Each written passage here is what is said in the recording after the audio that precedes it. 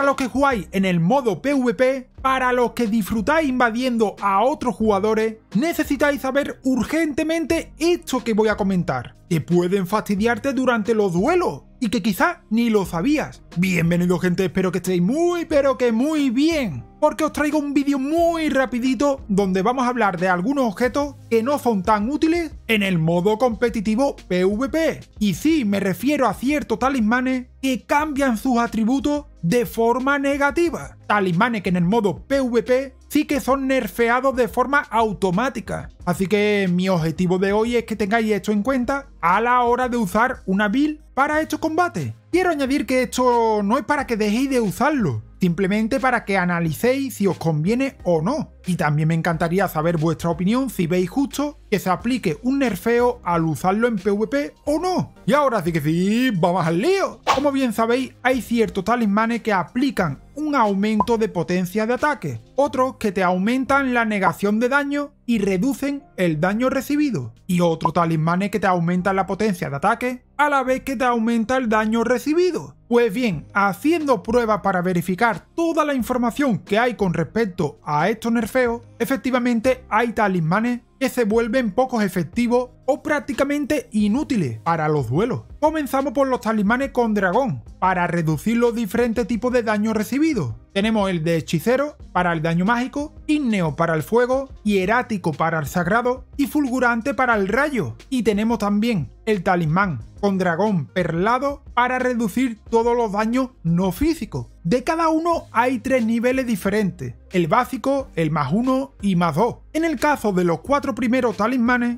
la reducción del daño sería del 13%, 17% y 20% respectivamente. Pero si lo utilizas en el modo PvP, la reducción de daño es ridícula, ya que el talismán básico reduce un 4%, para el +1 reduce un 5% y para el +2 reduce un 6%. Eso es prácticamente casi nada. ¿Merece la pena? Bueno, yo diría que no. En el caso del talismán con dragón perlado, este disminuye el daño recibido no físico. En el caso del talismán básico, reduce un 5%, para el +1 reduce un 7% y para el +2 reduce un 9%. Sin embargo, fijaros que de nuevo aplica un enorme nerfeo, con un 2%, un 3% y 4% respectivamente. Lo mismo ocurre con el talismán de escudo con blasón de dragón, solo que en este caso sirve para reducir los daños físicos. Tenemos también 3 niveles, y la reducción sería del 10, 13 y 17%. Ahora bien, si lo usa en PvP, pasaría a un 2%, 3 y 4%. Vaya bajón. Si hablamos del talismán de escudo grande con blasón de dragón, un talismán que me encanta en el modo campaña, este reduce el daño físico en un 20%. Sin embargo, y no te asustes, en el modo PvP solo reduce un 5% del daño físico recibido.